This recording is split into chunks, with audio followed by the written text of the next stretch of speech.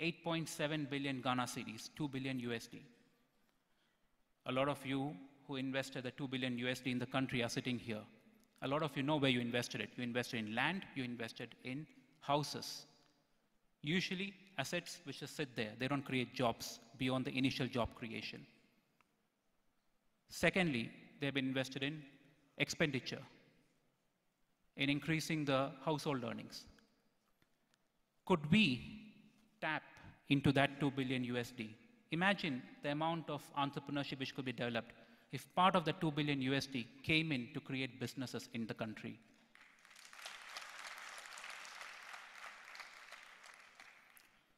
Finally, I can't put it more elegantly than the NPP election manifesto, where it says very clearly that the only way of creating a sustainable economy in Ghana is to be able to be most business friendly, which will help create jobs and prosperity for all Ghanaians. So I challenge you, the audience, to think through, why are you waiting all these years to invest back in Ghana? Thank you.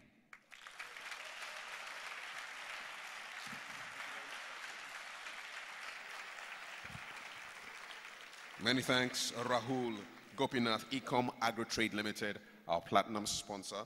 Our last speaker for this session is a former MD of Airtel. He's a tech consultant to Nubuke Investments. Please, let's welcome Mr. Philip Sowa.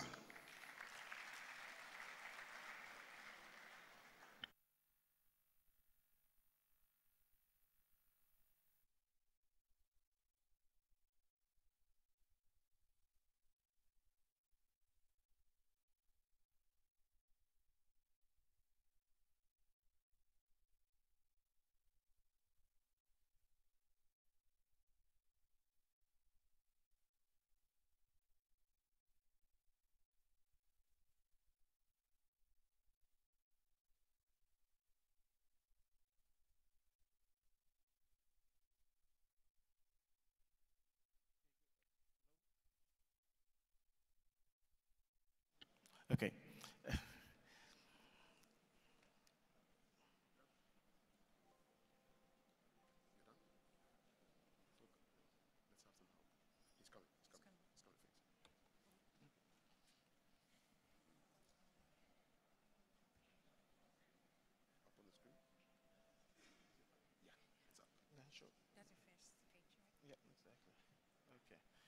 Okay, good evening. I'll try and make this quick because I know time is fast spent. And first of all, I'd like to apologize for Tutu Ajari not being here. He's scheduled to be the speaker. Unfortunately, he was called to London yesterday, so he left last night and asked me to present this for him. My name is Philip Sowa. I used to be the managing director for Airtel, and now I'm a technology consultant with Nubuke. Also, I'm a diasporan. I've been back fully maybe about 12 years now, so been quite well entrenched. Okay, so quickly, we'll do a couple of things. One is, let's get some definitions straight. Who are we talking about when we talk about diasporans? How many are they? Who are they? Where are they? And what do they do? And more importantly, we focus on a bit on the remittances that Rahul spoke about, because that is a source of revenue that we need to discuss and see how we can put it to use in the country. Okay. Now, for the most part, when we talk about diasporans, we're talking about Ghanaians who are, first generation, second generation, even third generation out in Europe, the US, Asia, Latin America, who want to do something for Ghana, and sometimes you don't know what to do. And I think that's what this entire couple of days is supposed to do for you, show you some of the ways that you can help. It could be financial, or as the previous speaker said, it could be mentorship. There's so many ways the diaspora can help. But to do that, we got to know a little bit more about the diaspora. And I think that's the key thing about having the Office of the Diaspora Relations, because everybody knows somebody out there, but there's no comprehensive database that tells us who's where, what they're doing, how they can help, or what skills they have. And I think that is very, very key. to move forward. Now, while we have diasporans, this is a little aside. My daughter and her friends, there's something called ahasporans. So when you have a time, Google ahasporans.com. And these are all our kids who've gone out to Europe, the US, studied. Some of them worked a little bit and are back in Ghana. And they actually have found a way to get together and mentor each other and help each other survive the Ghanaian experience. So we have the ahasporans who are also around. Now, how many people are in diaspora? They're kind of, as I said, we don't have the right data, but these are the best guesstimates. We have 2 million who are what we call the near diasporans. So Nigeria, Cote d'Ivoire, Togo, Liberia, and the surrounding areas. And then we have another 2 million who are the far afield diasporans, who are in Europe, the US, Asia, Middle East. Now, the key demographic I think we're looking at is the far ahasporans, because the near ahasporans come back enough times. The far ones are key because typically they are also higher educated, higher earning. They've acquired really key skills that the country can use, and we need to find a way to harness this. And I think that's a challenge we're trying to address.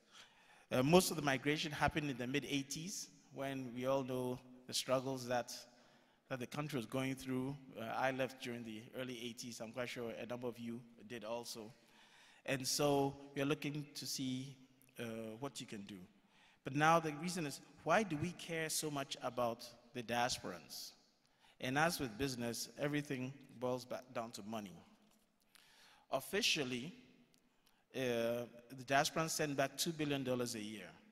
But as this conference has been going on, I've been writing on my notes.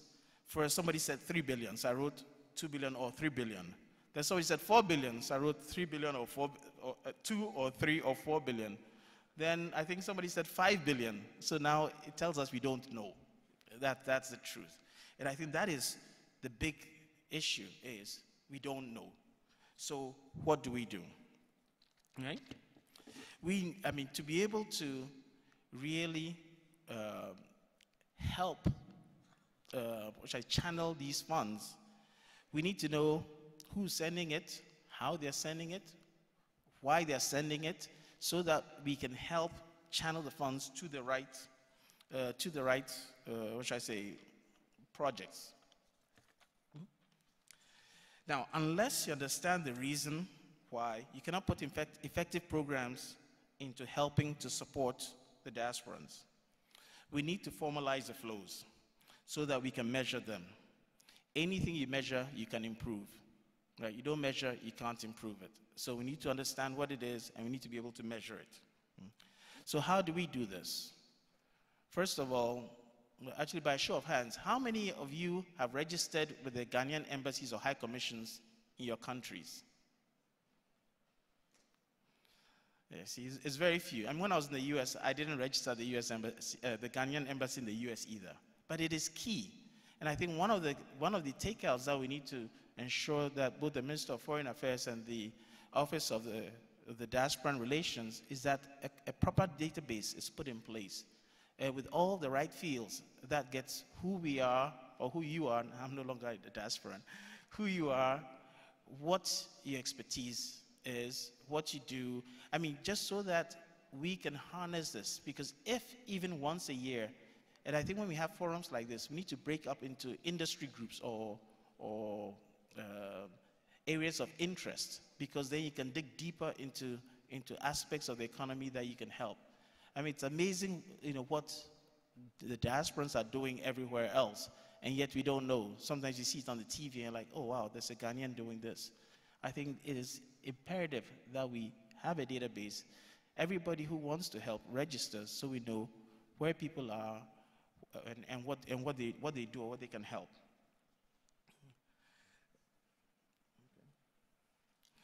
Now, I think one of the key reasons, oops, 1 second. And I'm going on the premise that the key reasons all of you are here is because everybody wants to see how they can help Ghana, how they can give back. Because We've all been here, some educated here, gone overseas, been successful. Now you're ready to come back and saying, what do I do, or how can I help do what I want to do? And that's what we hope to get out of here. Now, Nabuka being a financial services organization, primarily, we do a lot of things, but this was Tutu's presentation, so he talks about finance. Is that there are a number of things that can happen. And one, I think, Honorable Ken spoke about the diaspora bond. And the key thing is that if we can harness these funds, we can then get Ghanaians to participate in a number of projects. I know, for example, Ghana Airport Authority was raising funds for the Terminal 3, which is quite far along, almost done. Wouldn't it be great if Ghanaians were allowed to invest in that, instead of us going cup in hand to all the various financial institutions to look for money? So the key thing is, if we can formalize vehicles that you know that if I put my money in this vehicle, I'm guaranteed a 6% return. I mean, the dollar in the bank is, you're lucky if you get 2%.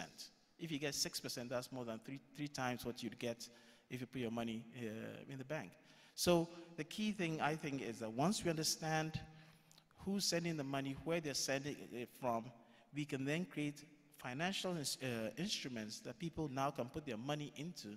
Because I know as the previous speaker said, everybody puts their money into apartments and houses, and then they sit empty for months. Or you get a relative sitting there who doesn't pay any rent, which doesn't help. But I mean, if you had somewhere else to put the money, I think that is where you can also help drive the economy and make a return on your investment. Another thing which is kind of thinking out of the box, but I was wondering if, a data bank or a Gold Coast Securities could create a mutual fund that you could put some of your 401k money into. For those from the US, there's a retirement fund called the 401k plan. Wouldn't it be nice if, as one of the options on your 401k is to be able to put money to a Ghanaian facility where you know the money is going to a project in Ghana, you're going to get decent returns. So you're doing two things, helping the country and ensuring a successful retirement. These are some of the things that we're looking at and saying, we as Ghanaians, both in the diaspora and here, should be looking at doing. And I think I'm going to cut off my presentation right here, but I think the whole idea is that we need to have more vehicles available to the diasporans who are sending the monies so that they can put them in and help drive the economy instead of putting it into static investments. Thank you very much.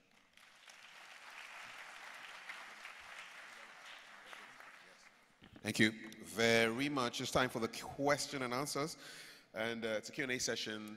We'll take 6 questions, 2 from each aisle. The ladies are still there. Just step forward as quick as you can. I'll take only 6 questions to any of the speakers, whether it's Philip Soa or Mr. Asiria J, or Mr. Yofi Grant, or Mr. Rahul Gopinath. So time is open for questions. First question. Yes, please put the microphone on. Hello. Yes, your name and your question. Brief question to whoever you want to ask. I'm Dr. Nuyama. Dr. Nuyama, a returnee. I came home about 7 years ago. I'm now a lecturer in one of the universities, and fortunately, I had the opportunity of serving in the transition team of the government. I have 2 questions, quick ones. And number 1 is to to Yofi.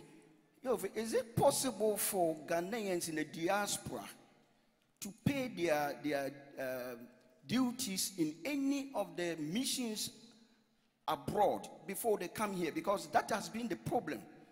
The import duties, no, the port duties that we pay at the Tema Harbor. Can you create any opportunities for us to pay in the missions abroad before we come here, so that we come only with the receipt and pick our cars and other things? Secondly, it seems we are importing everything, and we are talking about a small-scale manufacturing thing. Is it possible also to ask the universities to even come out with machines, because even now, machines that we're going to use, we have to import them. Is there any possibility for us to have machines to do the small-scale investment? Thank you very much. I'll take 2 more questions, and then we'll get some responses. Yes, sir. Okay. Actually, on a different note, this event has only been planned for at least 2 months. And you would have thought all the ministers and all the stakeholders would have been here wanting to listen to us, to understand what our problems are, so that we will have a dialogue, so that we could find out ways to integrate into the system. But where is everybody? Nobody is here. And don't start answering the question, because it's not to you. The reason why we are here is not to listen to stuff that we can read on your websites. The reason that we are here is for us to put questions to you of our challenges that we have in our respective countries, so that you can help us in how we can integrate into the system. Yet everybody comes in and does a nice presentation and tells us what your mandate is. We know what your mandate is. We need to know how we get into the system. And nobody is here listening to us. And that is a huge problem for us. Listen, you've gone up and you talked about our monies that we bring here through remittances is more than the entire Ghana pays in taxes. And let me know, because I know the numbers and you could check. So if we can bring in enough monies than the entire Ghana pays in taxes, you would have thought that these concerned ministers will be here listening to us, to work with us in finding out how they can take money from us. They're not here. You guys got to be kidding me or what, right? Now, let me tell you something. Hold up. Please wrap up. We've got a few more questions. Just bear with me. Please get to your point, sir. No. I'm getting to my point, and this is exactly the problem. The problem is you don't want to hear us when we have something important to talk about. Don't rush us because we flew in from over 3,000 miles away. We have paid dear to be here. So please do not rush us. If you don't have the time to sit with us, don't put this meeting together. You've made your point, sir. Thank you very much. Next question. Hi, my name is Raphael Ani Ewuku. One is a suggestion to those who are in charge. I was actually going to say the same thing about what he just said. I used to live in London. I'm back here. I'm into the real estate space, real estate agent, broker. You realize that, like, the numbers came out. I think even the numbers probably just been massaged, but they're not right. The housing deficit in Ghana is massive. If you go out at night, Abu Blushi, you see all these people sleeping around. There's so many things we can do to ease the housing deficit. What I am suggesting is, rather than concentrating in mainland Accra, roads should be opened up. Someone should be able to live in Somenya or way past Somenya and should be able to come to Accra, do their business on a highway, and then go back. If you travel outside the country, people work, like in Ghana, it would probably be like 2 or 3 or 4 hours drive, but they can make it, because it's a highway, 35 minutes, 40 minutes, they're at work. These are the kind of projects that should be done so that you know, when roads go to places, the places open up. Otherwise, you are traveling along Accra Kumasi Road or somewhere else, and then all you see is bushes. Those are lands that can be used. Accra doesn't have to be crowded. That is one. And then two, when you travel, when I travel, I meet people. I travel economy. I'm not a rich man. I meet people on economy. You see them in the airports. You have chats. People who are like country directors of NGOs, World Vision, and the rest of them, regional directors, the whole of West Africa. They're flying economy. But you see our ministers, you see the CEOs of our state enterprises flying business classes. And this gentleman I met one of the, I don't want to mention the organization. Big man, as the Ghanaian parlance would say. And he says to me, listen, I have people in the UK contributing £5, £1, £2, £10, direct debit from their account. I mean, for charity. I can't afford, it is company policy, or policy of the NGO.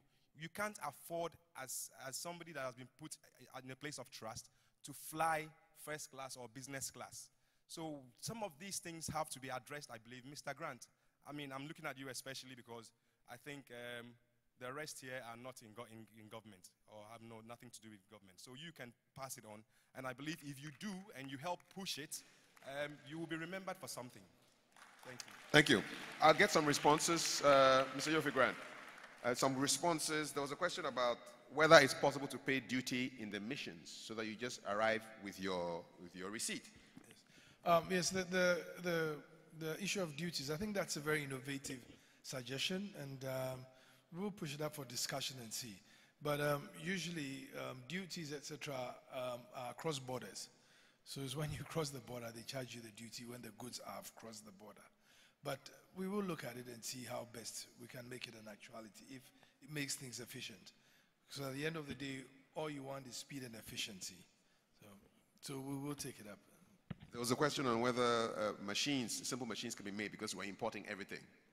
Of course. I mean, that is the intention, to also enable local manufacturing capacity and capability. There have been, I mean, I can tell you, I went to Turkey, a company offered $150 million to support agric machinery manufacturing in Ghana. But, I mean, I like to be a bit real as well. Why aren't we manufacturing here? Why aren't we manufacturing equipment here now? I mean, I'll ask you that question. Why aren't we doing it? If we could do it, why aren't we doing it? So maybe we need to develop the capacity and the capability and bring it here. And that's one of the benefits of foreign investment. Because usually when it comes, it also brings with technical know-how and skills that we learn, acquire, and use. Many countries have done that. I mean, reading about Singapore, there was a time Lee Kuan Yew admitted that his country didn't have the capacity that it needed. So he deliberately went out to bring foreign investment and told his people, we are going to study what these people do, we are going to learn what they do, and then within 10 years we'll be doing it ourselves. The same principle has been used in China, has been used in many other countries. And so there is a win-win benefit out of attracting investment and then having technology transfer that we can use. So that is what it is. But the intention to manufacture our own equipment, of course, is there. We don't have steel mills, we don't have aluminum mills yet, we don't have other metals manufactured here which we can use for equipment. So once we get those, then we need to move the step further and get into the conversion space. Okay. Okay, I don't know whether you can answer this question. Where are the ministers? Gentleman wants to know where the ministers are. I don't know. I don't know whether I need to even answer that question. I mean, because that's his feeling. He feels ministers should be here. But what I can tell you is there are a lot of people in the diaspora who have been employed by government. It's not like they don't know the problems. They are just like you. They know the problems, and they've offered themselves to solve. That's why they're in government. And so, as for knowing the problems, I'm sure everybody here can articulate 100 problems. But for us, the real issue is how do we engage together to solve the problems?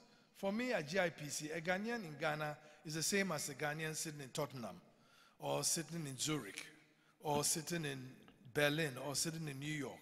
And if I can use his or his expertise to grow, so be it.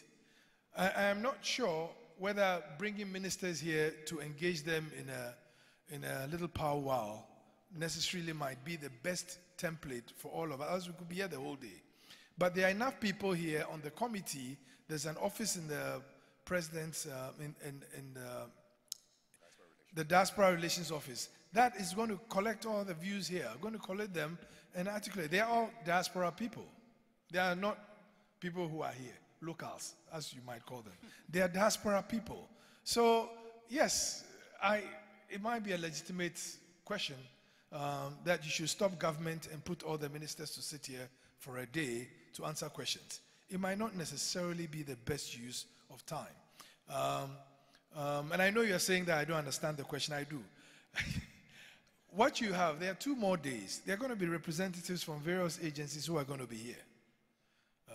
But I'll tell you that the committee and those on the diaspora committee and the office are here collating views and ideas.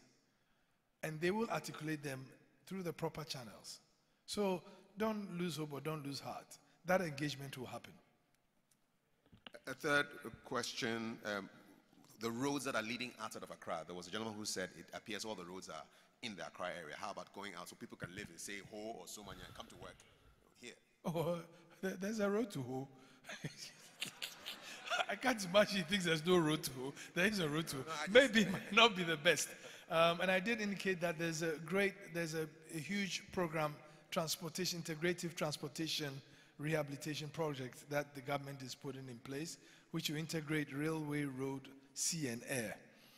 And it is comprehensive. It's taking into account plans that have been drawn up over the past 20, 30 years, coalescing them all into one comprehensive document to make sure that every part of the country is accessible.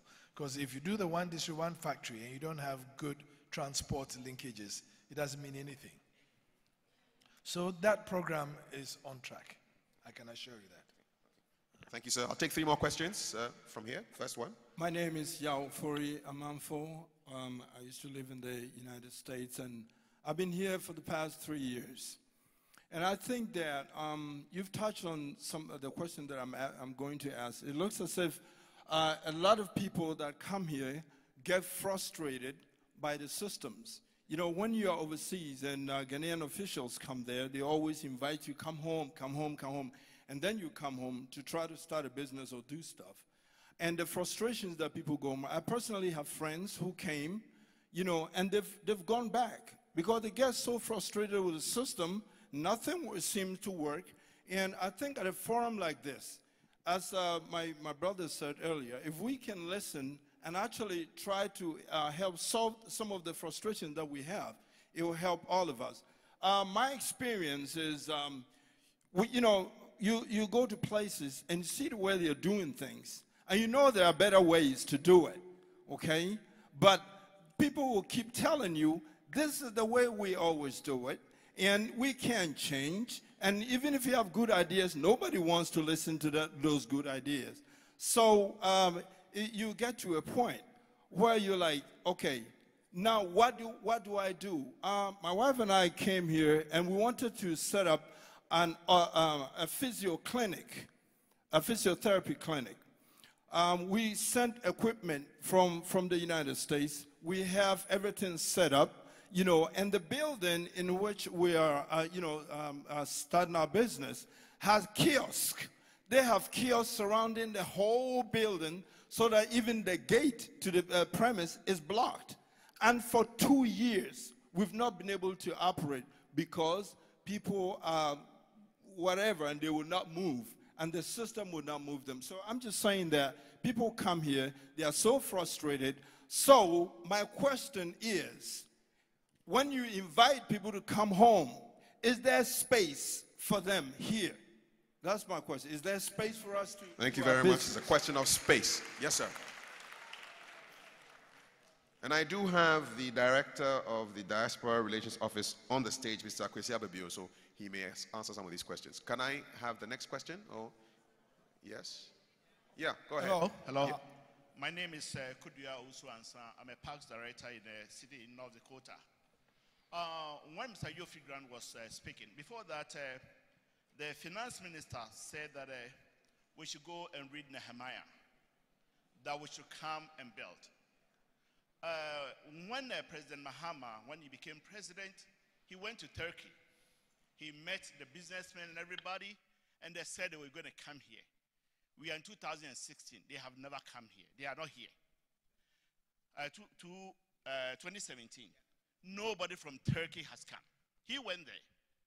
We have had presidents that have been going to various countries with cap in hand for money. We still have what we have in Ghana right now. So if you want to think about resources, we are the resources. We have the money, we have the ideas. We can change the system. But when you were speaking, it was a model that you talked about investments in the country. We felt you could say something about the diaspora, what we can do to help the country. We didn't hear anything about it. We are going to pull punches within the United States. We know how they talk, how they behave. So we are not going to praise, worship you guys. We are going to tell you how it is. So don't be angry with us. Please don't be angry that we are arrogant or something. No. We have to pull punches so that we can put things together, so that we can make this country better. What I want to talk about is, with all the speeches that you made, nobody talked about the environment. The last questioner said something about his physio, whatever. There are a lot of kiosks around. I didn't hear anything about the environment. Accra, Ghana is so filthy. And there is money. There's money. We can employ thousands and thousands and thousands of people when it comes to the environment. And that will recycle money and the country can grow. We have the ideas, I tell you honestly. So we want you to hook up with us so that we can help this country build. So I want you to think about what is going on. Please, we are a special constituency. So we want you to be with us so that we can help this country and move the country ahead. That's what I want to say. All right, thank you very much. Okay, sir. Hello, my name is Philip Akungbarik. I am a certified public accountant in the United States. I have an accounting practice and providing consulting services to my clients. A lot of my clients, some of which are here, really want to invest in Ghana. A lot of them want to come back home and contribute. But once again, it's some of the frustrations that they encounter, which is why they don't do. I know what you guys are doing here is great, and that's what we're looking forward to. In most cases, Ghanaians, we like talking, we talk big, big, big, but afterwards, nothing happens. When I heard about this, I didn't plan to come to Ghana. I come to Ghana almost every year. I was planning to come in September. When I hear about this, I said, you know what? Let me come and represent you guys and see what they have to say. Personally, I have interest in developing, in investing in Ghana. This one factory, district, one factory concept was a laudable one. I have some guys who've been talking about investing in shea butter processing back in the north. The question I ask myself is, and I'll ask my guys, who do we need to talk to get this process started? If the government wants to help us to do it, how are we going to get that information? When I was listening to you, I will even invite the private sector and my consultants, and together we'll give you all the details that you want, because I don't want to rush through. So if that is fine with you, then we can leave it here and I give you the details. These people are going to kill us. They've been waiting for this presentation. Please spend 30 minutes. If like, just let them ask.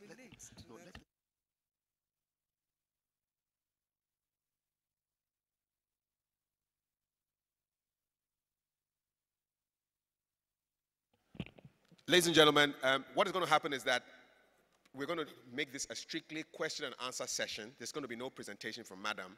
You're going to ask her every question that you have in the time that we have about the one district, one factory program from the perspective of somebody coming back to Ghana from the diaspora. And that way we'll be able to get in as many questions as possible. So please, let's have the question. Let's have our microphones ready. Can we have our cordless mics? On every row, you're going to ask every single question that you can, and she's going to take your questions. It's a strict question and answer session, no presentation. I know you have lots of questions you want to ask, and she needs to field as many of them as possible. Please, in the interest of getting as many of these questions in as possible, let the questions be pointed and brief so she can give you the answers. Let's start. Thank you.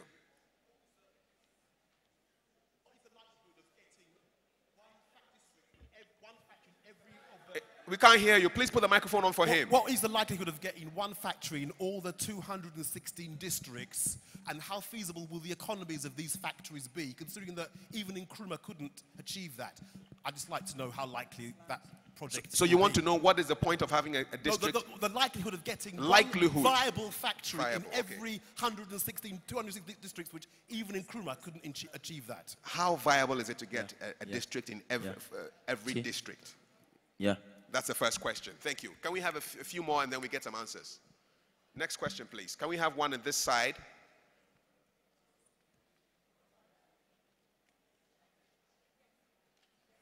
Hello. I'm from UK. I would like to know, I would like to come and set up a gloves latex factory here. The building is already here. What sort of help do I need from the minister to tell me? What kind of factory again? Cloths? No, gloves. Gloves? Yeah. Yeah, gloves. Surgical gloves. Surgical gloves. For hospital set up. sort of things. Okay, so what assistance can somebody who wants to set that up receive? Can we get any more questions? There's a microphone. There's a hand behind you. Lady in the beige top. Hello, I wanted to find out, in terms of different factories, we're coming with technology. What kind of support, when you say one district, one factory, and you're inviting us in, what kind of support are you giving companies like ours to actually come and create these factories here? Can you briefly describe what your company does? I'm with KTA Mobile Communications, and we've made the first Ghanaian American to make a smartphone. And we currently would love to come here and start assembling them here. Okay, so support for a company that is making smartphones, first Ghanaian American company to make a smartphone. They want to know what kind of support they're going to get. Can I get another question before we get responses? Is there a hand up? Just show by hand right here. Okay, and then you can also go down because there's another man there. Yeah, my question is, I have 100 by 100 times 6 big land, almost like stadium, and I want to give it out for one factory. What am I going to get from it? You have 100 by 100, yes. 6 of them, and yes. You want to give it out for yes. So for I what? want to know what I'm going to get from it. I can't really hear what you said. He was land. He wants to sell. I have the land for the factory. So yes. What will be my profit? What will be your benefit? Well, if you sell it, I won't even answer, but okay. So land. And let's take a fifth question and get some responses. Hi, I'm from the UK, and I would like to know whether you've got a list of factories or type of industries that you want to set up in each of these districts. Okay. So are there specific industries that you want to set up in all the districts? For those of you who are coming in, this is the one district, one factory workshop. Strictly questions. There's no presentation from our resource person. So if you want to ask questions, let us know so we can field your questions to her. Madam, please, the first 5. I'll start from the last one. The list of, if we have a list of factories. We are not imposing factories on any districts. The whole idea of having this one district, one factory, which is the vision of His Excellency the President, is to add value to the vast potential in our various districts that are going waste. So the type of districts, the type of raw material that is available in that district will determine the type of factory that will be set up. For instance, if we cannot set up a cocoa processing industry in Cape Coast, and we cannot set up a citrus factory in, say, Tamale. So the raw material that is available in that district, that is the type of factory that will be built in that district. So that is it. So we have a list, though. We've done some feasibility studies, and we have a list of products, not factories, a list of products based on the potential of that district. So we have that, a map of those, the potentials in each district. But we don't impose it on entrepreneurs. And this whole idea is a private sector initiative. The government will not own the factories. The factories will be owned by private sector people, entrepreneurs. So they bring their ideas, their businesses, what they want to do, and fairly, so far the projects that we've received at the secretariats sit down well with the potential of all the districts. So I don't think that we have problems with the type of projects that people want to set up in the various districts. The entrepreneurs, I think they understand the concept very well. So they bring projects that sits very well with the district. That is, they have the raw materials in the districts. Talking about support,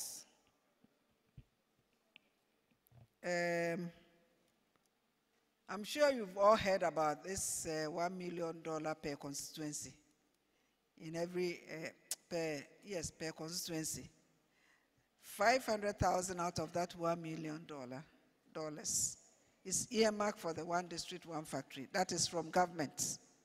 But recently we went to China and through the initiative of the private sector led by Association of Ghana Industries, we got an agreement with the Chinese to have a facility of $2 million. So that has given a further boost to the 1D, 1F. So we are working on arrangements which would make it very flexible for entrepreneurs to access the necessary supports to establish factories under the 1D, 1F initiative.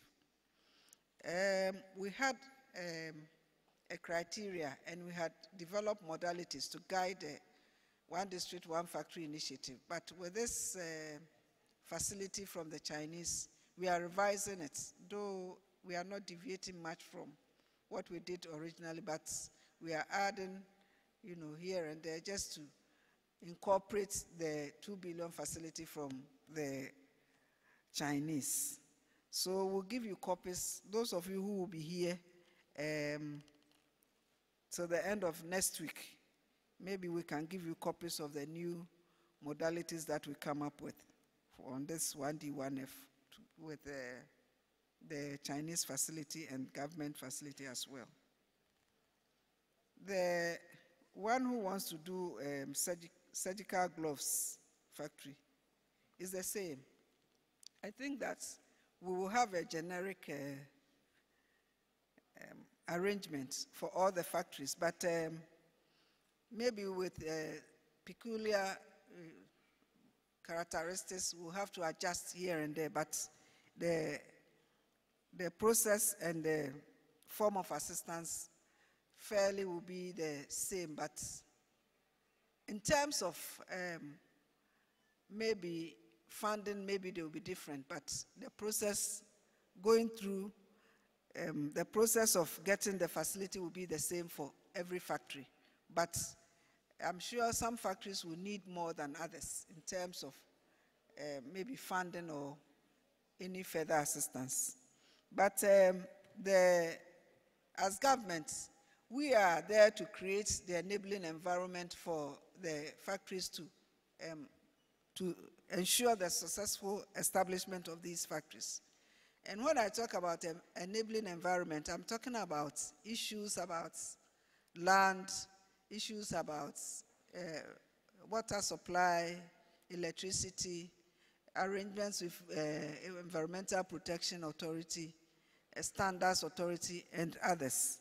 We want to ensure that we provide you with, we facilitate all these things so that you don't face all these problems, so that you have a smooth, everything becomes smooth for you to have your factories. Because I've engaged the private sector to a very large extent, and I know some of the problems that they face, and we are trying to address some of these problems.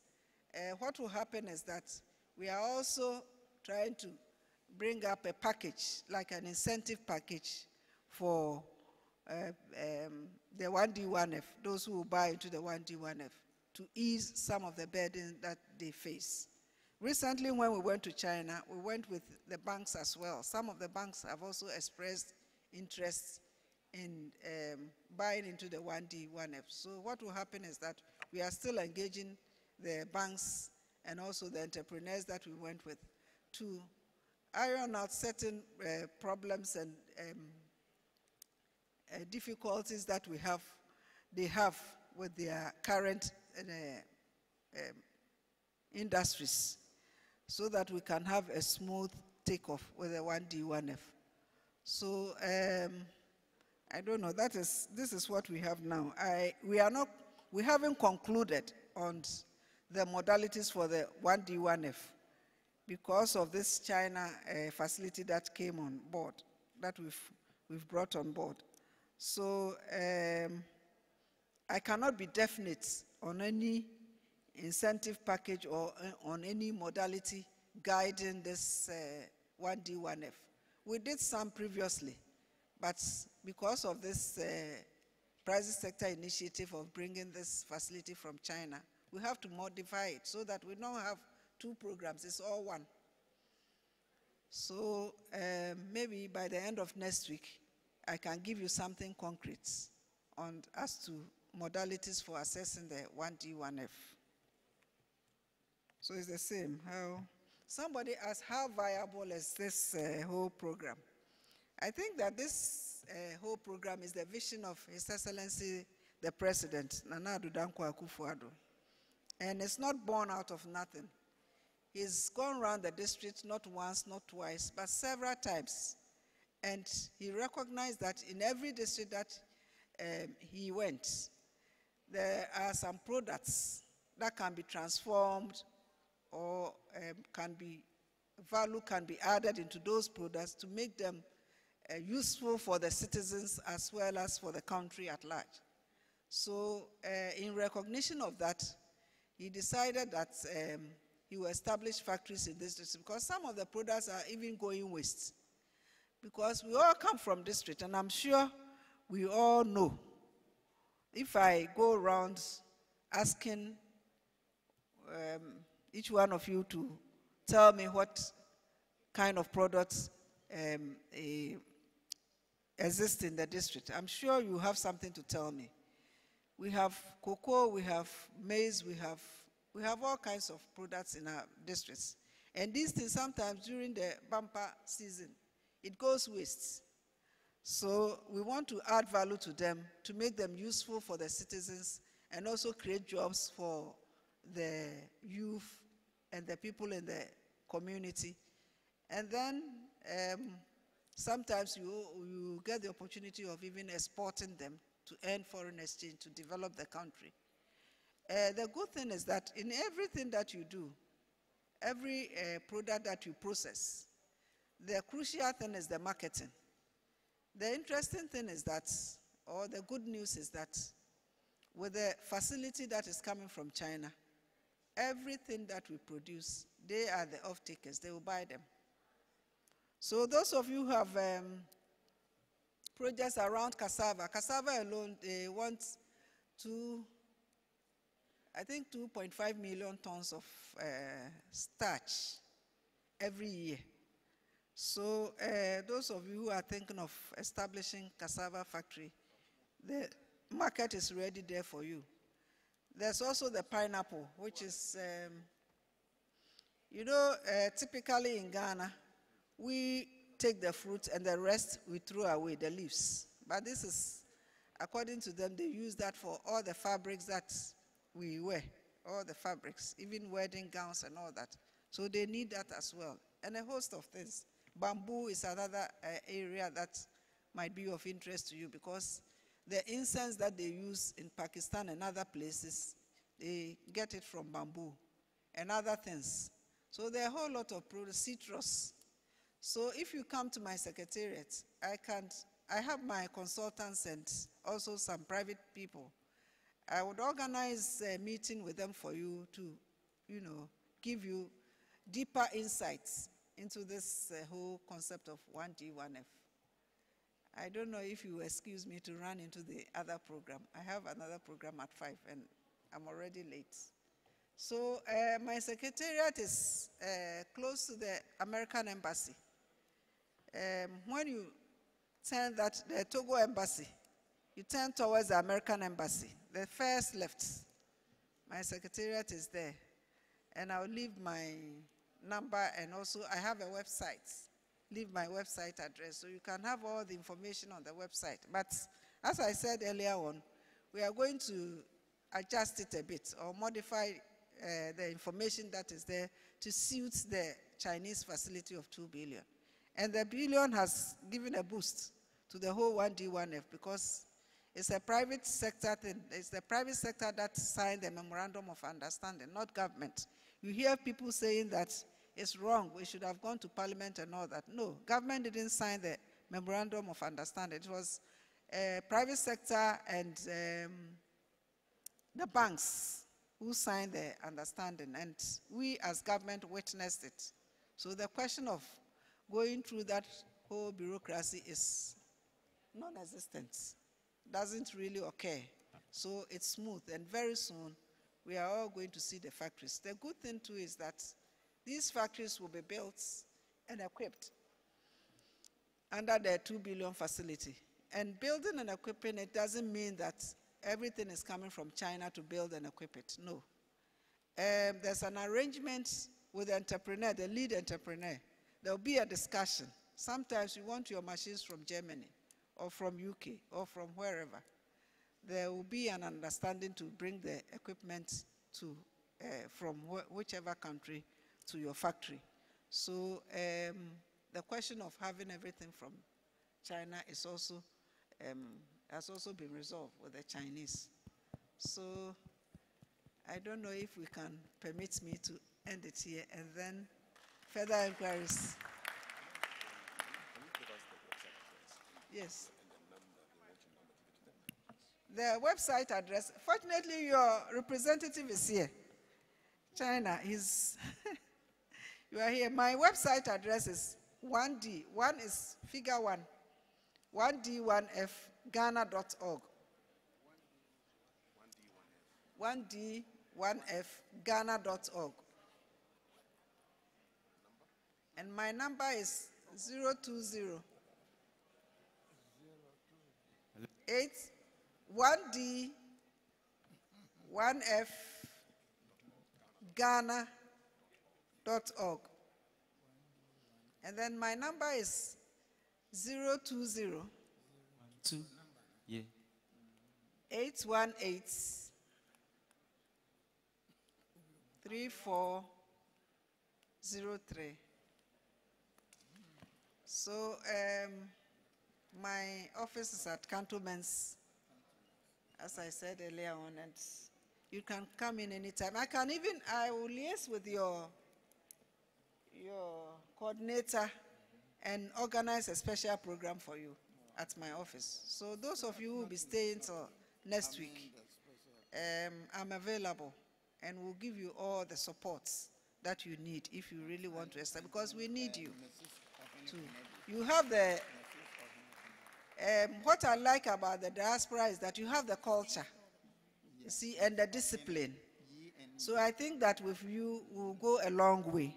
So we really need you to make this program a success. Thank you very much, and come to my office. 1D1F Ghana. So her number is 020-818-3403. 020-818-3403. And the website address, 1D1FGhana.org. Single figure, 1D1FGhana.org. We're going to wrap up today's deliberations with the last presentation before the play, Wagbejeke. If you haven't gotten your tickets, they are going around and they are selling the tickets for that particular event. Okay, so we're now having a presentation on the Marine Drive project. And to do this presentation, you're in a hotel, right? I'm not in a hotel, but I'm in a house where I buy these and then I use it myself. so it's a presentation of a live major tourism investment opportunity in Accra. That's what I'm saying. Like the SIM card. Everything is with me. So we have the Deputy Minister for Tourism, Creative Arts and Culture, Dr. Idi Ziblim, who will do a presentation on the Marine Drive investment project. They must have recharged it. So when you go home, you just... The play is actually free of charge, so you can all stay for the play right after this. Okay, Dr. Ziblim? Yes. All right. Thank you so much. Let me first of all say that I'm here to present on behalf of my minister. She very much would have liked to be with you this evening, but she's caught up in some meetings, and she asked me to come and do the presentation on her behalf. I'm excited to do this because just like my minister, I'm one of you, a retainee who lived in the States for 12 years and came back 8 years, no, almost 10 years ago, and it's been good coming home. And so it's excited to see colleagues from the States and other places who are trying to explore the opportunities here. There are a lot of opportunities, but my duty this evening is simply to present the Marine Drive. But before that, I'll just give a background so that we get a sense of where the ministry is in terms of the government agenda as far as moving Ghana beyond aid. The president has actually put tourism at the center of his economic agenda. And for the first time in the history of this country, he has actually elevated the ministry into the status of a cabinet ministry. So my minister is actually a cabinet minister. And that tells you that there's a lot of responsibility on us to not fail the president, but really do well and succeed at the ministry. Tourism so far has been the fourth largest contributor in terms of foreign exchange to our economy. And the president has tasked us at the ministry to work hard to, by the end of his tenure, move it from fourth to second, if not first. And so we are working hard. And I think that the Marine Drive is one opportunity that avails all of us as Ghanaians and Ghanaians living in the diaspora to really work hard at moving tourism from the fourth position to the second position. This project was started with an idea with the late Jake Obechebelamte to really use tourism to change the landscape of Accra, to change Accra as the business capital, and really use tourism as the nucleus of attracting investment into the city. And unfortunately, it was just an idea, and we lost power in the last time. The NDC came, and they worked with it. And so fortunately, as fate will have it, we are back. We have literally inherited the project once again, and we are really going to work hard in this next 4 years to bring it to fruition. And so first of all, I will take you through the area that we are talking about in terms of the Marine Drive, what it looks like today, and what we foresee it to be after the whole project is completed. And then we'll look at the investment opportunities that are abound in this enclave that we are trying to develop.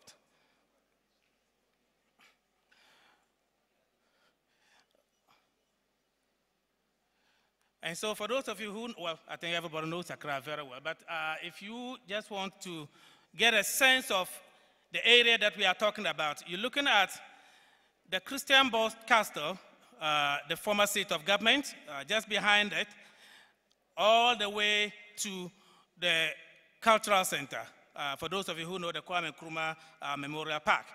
So it stretches, that stretch, and it extends to the main road in front of the National Lotteries. And all that enclave is what we call the Marine Drive enclave.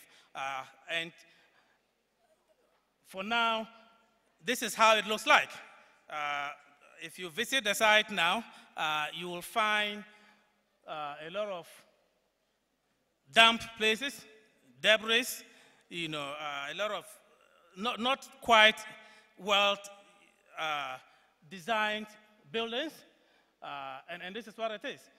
So what the government is trying to do is develop this site into a tourist enclave.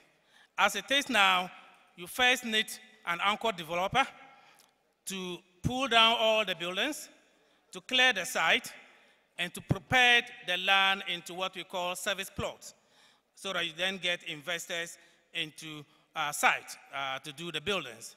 I'm happy to announce that the government has secured an anchor developer, and he's actually on site.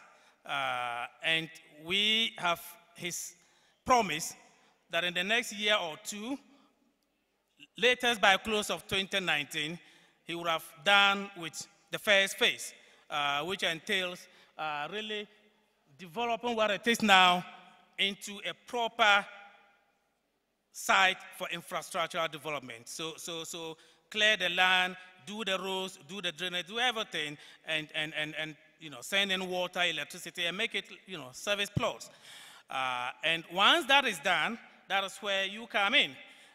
We then, need investors to come in and see the potentials that are there. And I'll just take you through the engineering designs, and then we'll come to the individual projects that you may be interested in investing in. So this is the design plan, and if you see, Accra is way up, and that's close to the sea. So that the project site is where you have the blue, yellow, green, marks, and that is the site plan as given to us by the engineers. Now, this is an area view of what we expect to see once everything is done. We have several slides, but I'll just run through this so that we get into the potentials in terms of for investment, the prospects for investment. This is an area view. These are supposed to be hotels, restaurants, there will be malls and all of that. Area view, there's a theme park, in the middle somewhere right there. So it's all part of the, investment opportunities that we have in the enclave. Right. So these are all developments. We have, the immediate promenade and then the far extension. And you're going to have beach resorts, closer to the beach, of course, but you have developments beyond the beach in terms of hotels and shopping malls. Yeah, this is just a beautiful design that is going to be done in front. The artwork, for us to make it really an African looking and right, more artwork. This was put, to green, the project. So there's going to be an environmental friendly design in terms of, the development. This will be part of the resort. This is closer to the sea, actually. So that's the promenade. All this yearning for investment. These are things that we really need people to come in and express interest and see what they can do to develop that enclave into this. Right? These models are very successful in some jurisdictions, and we are just trying to see what we can do in Accra to really make that the hub of tourism and the major attraction for tourists in Ghana.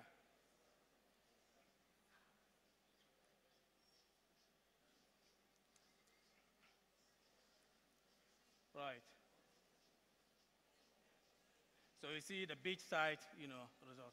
So there's room for a lot of development. Yes. So this is where we really want to get at in terms of the opportunities.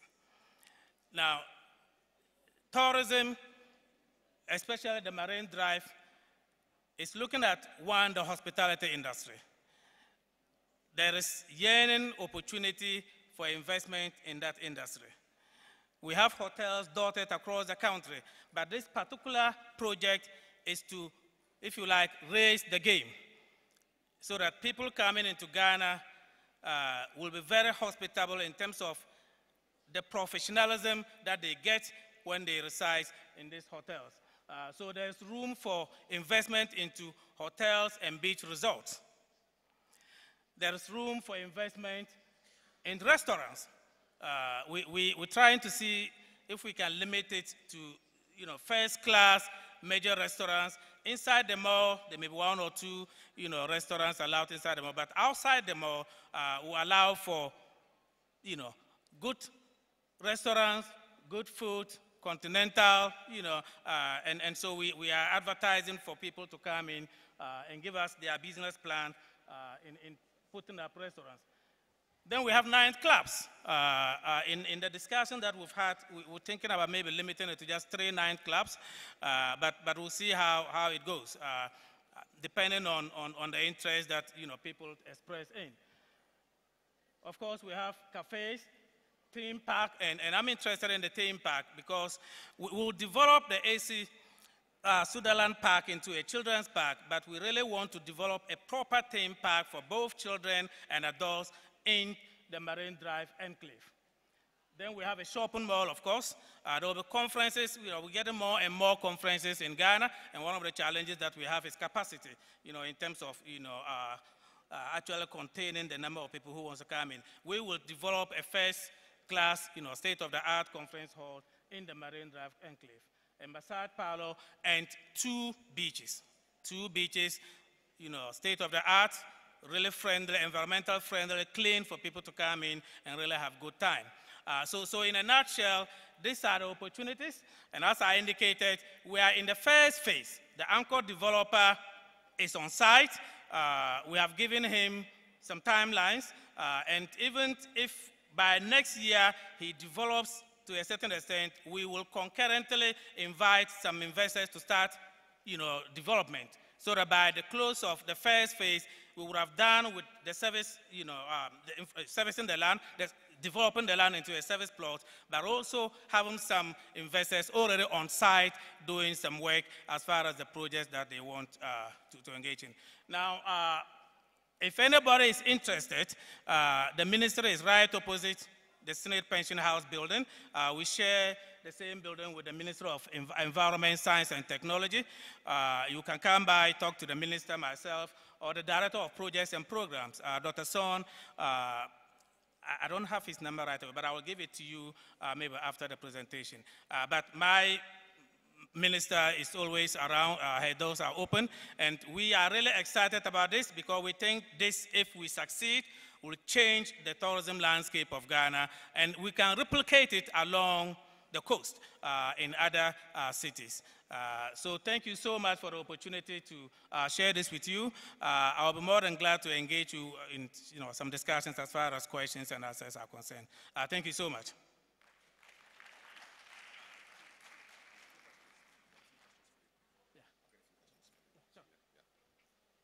Thank you, Dr. Ziblim. A few questions.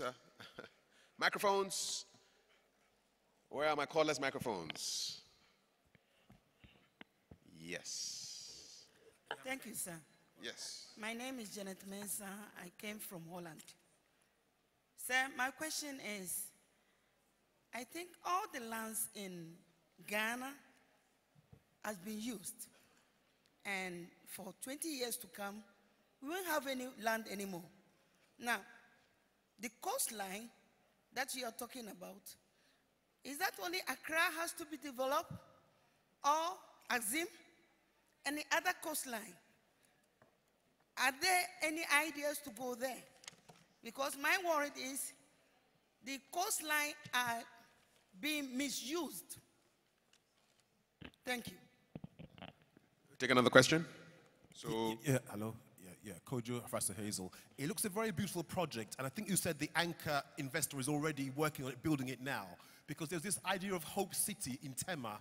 This guy called Roland Agambure proposed it, these huge towers. I think he took a lot of money and ran off with it. And there's nothing happening about Hope City, so I hope this won't be another Hope City hoax, as that other one was. But I'm asking is, how much will the whole project cost, do you think? And what is the time scale for them to be developing? I mean, 5, 10 years before this underway. All right, so costs and time period. All right. Hello, my name is Seth Sintim Ajiman. I'm a chartered accountant from USA. I like the question that the lady posed earlier. Why do I say that? I have a problem with the town and country planning of Ghana. And eventually, in the next 50 years, if you don't take care, you will never have a place even to put our feet. Accra has stretched so wide. Tema has stretched so wide. New York City contains 18 million population. The whole Ghana is 27 million. And if you see how our land is stretching, I'm afraid very soon we shall find a place to put our heads. Now, you look at Accra, Jamestown, and all so many places, the buildings have fallen apart. Why don't we put them down and build high-rise structures and get into mortgaging of these buildings for the average workers that are going around? The buildings we are building mighty mansions priced in US dollars, which the average working guy working in ministries doesn't have a place to put their head. So why don't we do land management? Eventually, Ghana will be in a crisis. Thank you. Thank you. Take a couple more, yeah. My name is Kobe Ahunka Lindsay. I'm an architect and developer from the UK. The specific questions that I have got in regards to the actual project is that in terms of the master plan, how it's phased in a legacy. Because obviously the gentleman before was also related to sort of Jamestown, seeing how that site also relates to the rest of the actual coast, because it's a key to actually connect all the actual adjoining areas in regards to development. And also, secondly, what sort of infrastructure has been put down to accommodate the new occupancy of hotels and that sort of facilities? Because one of the main features is obviously is infrastructure, transportation. We also have a traffic issue anyway. Secondly, how complete is the master plan? I mean, I've only seen some elements relating to sort of pictures.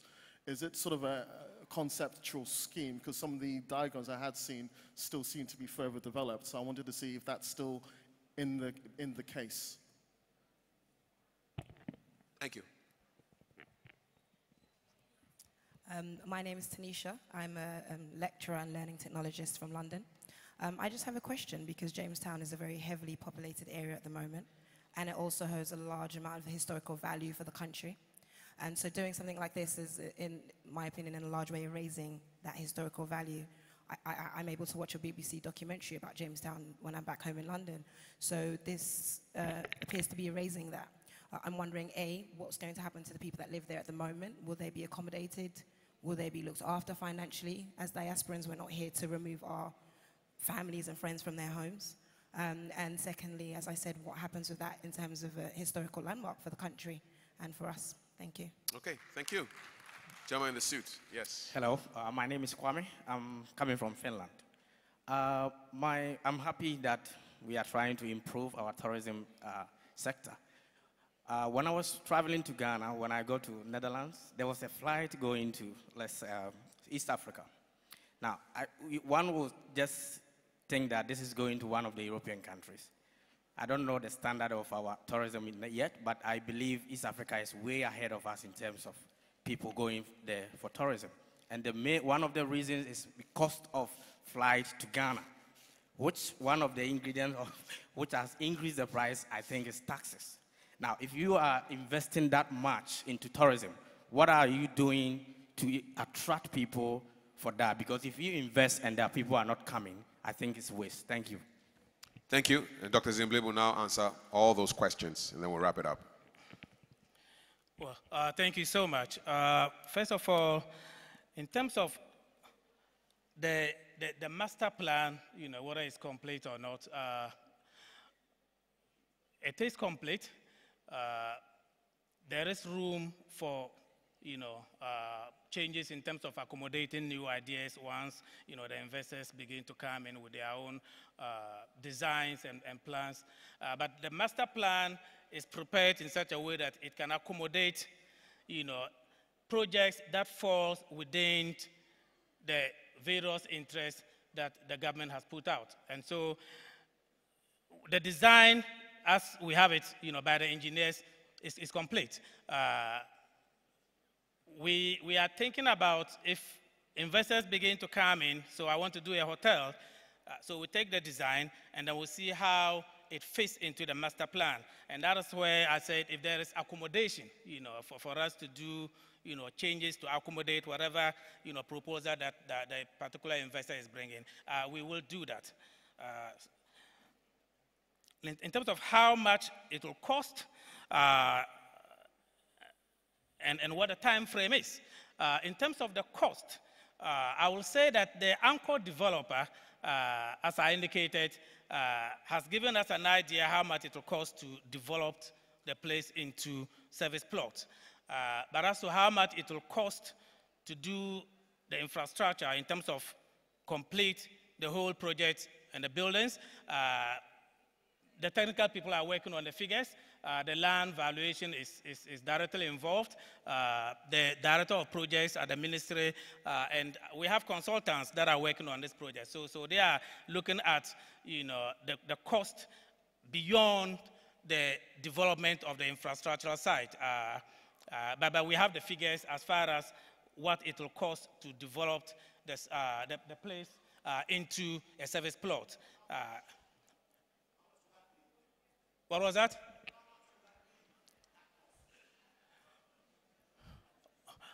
We're looking at $200 million, yes, to develop, the project into a service plot. So yes. So in terms of time frame, I indicated that we've given the anchor developer up to the end of 2019. So the project will be in two phases. The first phase will be for the anchor developer to really develop the site, and then another developer will come in to develop alternative sites for moving, public offices and private interests that are on the lands now. So there's another developer who will do that. And then we expect investors, as the anchor developer progresses between now and 2019, investors who are ready and as much space that we have for them to start their project, we'll get them. So we're looking at, by December 2019, there should be something coming up on the site, and then we'll give the investors time to finish, working, putting up their structures. So give and take, 2019, 2020, hopefully, there will be a lot of structures coming up in that enclave. But the anchor developer is very anxious to move progressively with developing the site, and then we can get investors coming in. So what we can control is the first phase. Of course, as to how much time it will take the investors to finish their projects and all of that, we'll sit down with them and we'll give them timelines, and we hope that they will work within those timelines to get things done. Yes, Accra. There's this thing globally, actually, city regeneration. Every city that is old is trying to see how they can blend the modernity in terms of the city development and the old. And so Jamestown is a historical city, and we are very mindful of that. And we've engaged stakeholders. We've engaged major stakeholders, traditional leaders, opinion leaders, politicians in the area, actually. And so we are very cognizant and mindful of not actually compromising the integrity of Jamestown as a historical city. But to the extent that this also adds value to Jamestown, this also brings opportunity for jobs, creation in the area. This also creates room for these investors coming in to have a sense of corporate, social responsibility. All of this, have been discussed on the table, and we are getting very good cooperation from the major stakeholders. As I speak now, I can say that we are just about to get the president cut the salt, and of course, we have prepared the grounds in terms of cooperation with the stakeholders. And I will say that this is because of the ideas that we have put on the table. So, yes, Accra is choked. Yes, Accra is, sort of disorganized as we speak, but it will take projects like this to actually give life to the regeneration of the city of Accra. Of course, mindful of the historical bit of it and making sure that you don't compromise that. cost of tourism in Ghana. It has been the bane of tourism in Ghana. We all have friends outside who will want to visit Ghana. And just the other day, it was reported that Ghana is actually the most expensive, Accra, I think, or Ghana, the most expensive city or country to live in. So it's true of tourism. Cost of traveling to Ghana, cost of hotels in Ghana, even cost of getting visa to come to Ghana.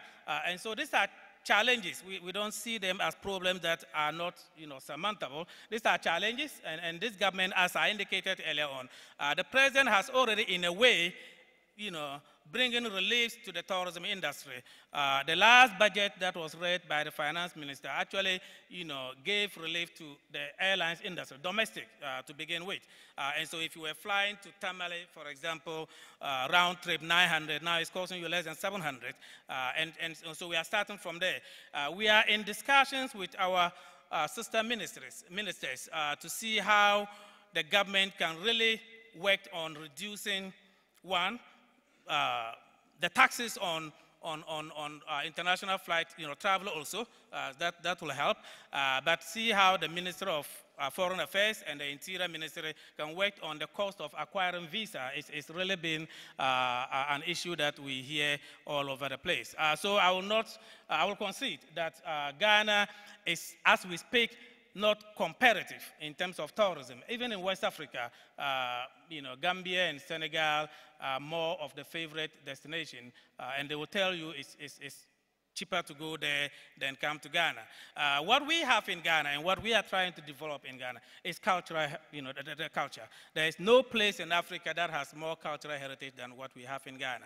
And as you rightly said, as we develop those potentials, we have to look at the push and pull, elements. That if we developed this marine drive, if we developed our cultural heritage into beautiful, tourist attractions, we really need to work on reducing the cost of coming to Ghana and having, fun in Ghana. So it's something that government is looking at. I think I have.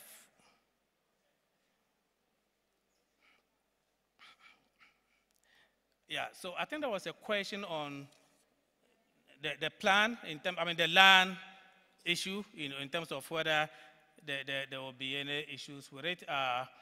The government of Ghana, before this government came in, actually passed an EI, compulsory acquisition. So a lot of negotiations went on at the time with people that are occupying the land. The traditional leaders were involved. And so we don't foresee, as we speak now, because we've gone past, the stages. And by the laws of Ghana, once the government compulsory acquire land, all government has to do is compensation. And we have worked, very progressively in meeting, those demands. So we don't foresee challenges as far as the land area is concerned.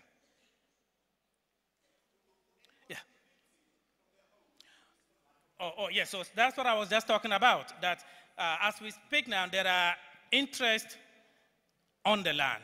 So we have public buildings there, we have private buildings. We've engaged all of them, all the, people with vested interest on the land.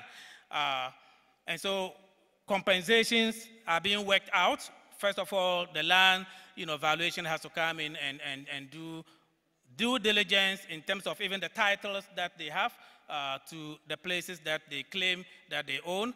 And once you get beyond that, do valuation, and then we will see not all of them will get to, stay, but there are about 2 or 3 that have expressed interest in, because they have hotels. There's one hotel and there's one, I think, resort, and they have expressed interest in staying. So what we have engage them, and we have very fruitful discussions with them. They will move, we will develop the land, they will come back and develop, if it was a hotel, develop it to meet the standards, the master plan.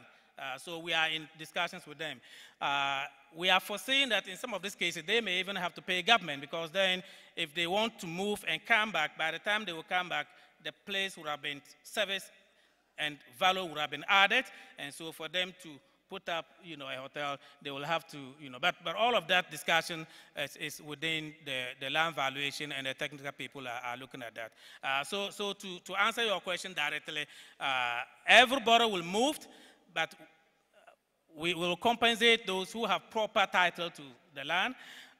There is a place, the art center, where they sell artifacts, and that is part of our ministry. The ministry, of course, is Ministry of Tourism, Arts, and Culture. And so we have made a temporal provision at the Kawokude Park. We're going to develop a temporal art center, right at the heart of Accra, at the Kawokude Park. And so we'll relocate them there as we get, closer to the art center to develop. What they do is part of what we promote in the ministry. So we're going to accommodate them. Yes. Okay, so I think, unless there's a question that, yeah. Okay, thank you very much, Dr. Idi Ziblim, Deputy Minister for Tourism, Creative Arts and Culture. Thank you for the presentation on the Marine Drive. I think he deserves another round of applause. He closes the presentation for us. Thank you. So we've come to the end of day 2 of the summit. We will exit the hall now. The cast of Wogbejeke, it's 150 cast and crew. They have put together a special performance for us, tracing the history of Ghana from ancient times up until today. It's a very popular play. I urge you to buy a ticket and watch the play. Tickets are outside, by the way. I was given wrong information earlier on. The tickets are available on sale for 50 Ghana cedis. And also, I'd like to let you know that there's less than 100 tickets left for the Presidential Gala, which is on Saturday. I urge you to go to room 116 to buy your tickets before they fast run out. So enjoy the networking session outside, and we'll be back in about 30 minutes for Wogbejeke, history of Ghana. Stay with us. These efforts are often outdated and fall short of making significant impact on productivity or quality improvement. If Mr. Williams Atuilik is in the hall, kindly get through to me. Mr. Williams Atuilik. Thank you. Farmers make better decisions and contribute to their efforts to be rewarded with greater productivity, access to new markets, and community development. Over time, we have formed partnerships with NGOs, development banks, and other funding. All delegates from the Netherlands, you are expected at the residence of the Dutch ambassador from 6:30 p.m. Delegates from Holland, delegates from Netherlands, Rotterdam, Amsterdam, Zeebrugge, and all the Utrecht, all those places. Yes, indeed. You are expected at the residence of the Dutch ambassador, 6:30 p.m. Thank you. Managers in Ghana's cocoa industry. Ecom Sustainable Management Services, SMS, has an extensive reach which covers 2,500 cocoa communities and more than 120,000 smallholder cocoa farmers. SMS works with over 4,000 local staff, including agronomists, field technicians, and farmer trainers. By leveraging Ecom's buying structure, SMS has an extensive reach to remote communities, offering farmers a package of agronomic, financial, and community development services. SMS delivers farm and community interventions through farmer development centers established across the cocoa-producing areas. Through our 90 farmer development centers, we deliver additional services which improve quality, productivity, and access to premium markets, leading to better livelihood. SMS contributes to the development of cocoa communities by providing required infrastructure in the areas of education, health, water, and sanitation. All infrastructure projects are planned and initiated by the farming communities themselves. Within the farming communities, our SMS team surveys and GPS maps cocoa farmers annually. Data is collected on tablets and uploaded to our web platform. This data also allows us to understand the needs of farming communities and therefore better tailor our farmer programs. Data analytics enables SMS technicians to track the progress farmers are making every year. This innovative approach brings farmers and SMS technicians together with a common goal: long-term business sustainability.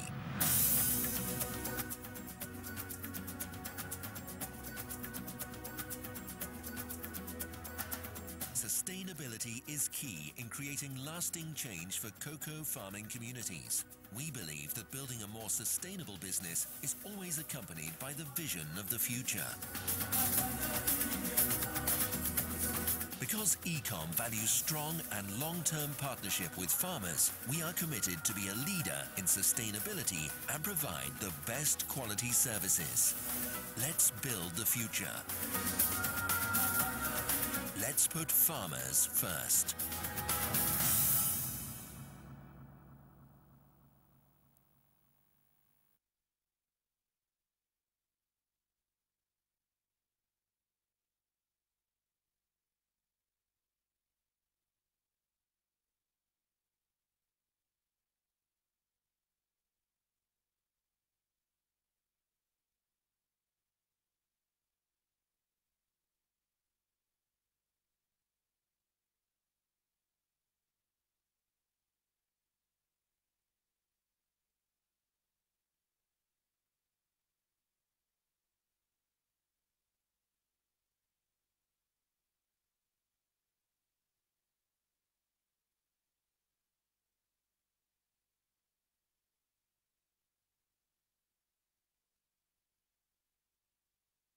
To deliver a very successful summit. It is a process, so it is not just an event.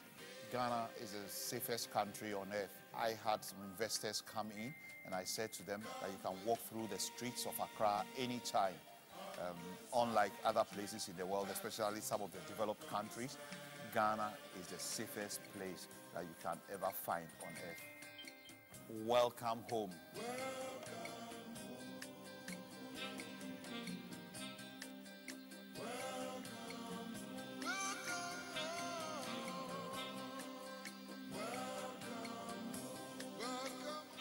Akwaba, welcome home.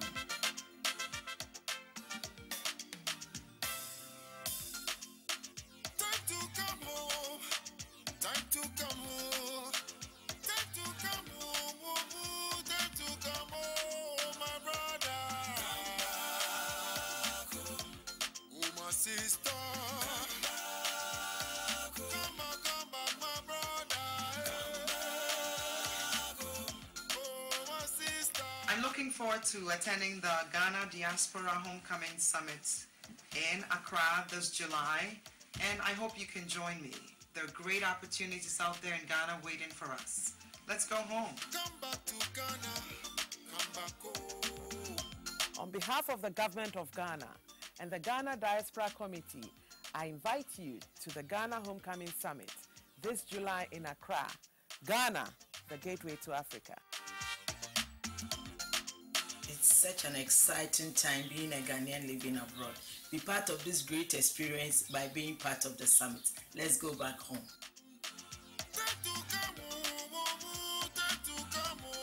Hello, fellow Ghanaians abroad. I don't know about you, but recent developments in Ghana gives me an excitement. I'm going back home. Please come with me. I know that most of us want Ghana to be a great place, and there is no better time for that to happen than now. Come on home and let's invest. Ghana's calling you, she calling me. Hello Ghanaians, my name is Tando and I'm definitely going for the Homecoming Summit in Ghana. Please join me and let's go and make Ghana great again. Come join us at the Ghana Diaspora Homecoming Conference in Accra from July 5th through the 8th, where numerous business and investment opportunities await you. See you there. On behalf of the U.S. Homecoming Summit team, I'm excited to be part of this effort to rebuild the country into the country that we all dream of. Please, I am going. I'm sure you are going. Don't miss this opportunity.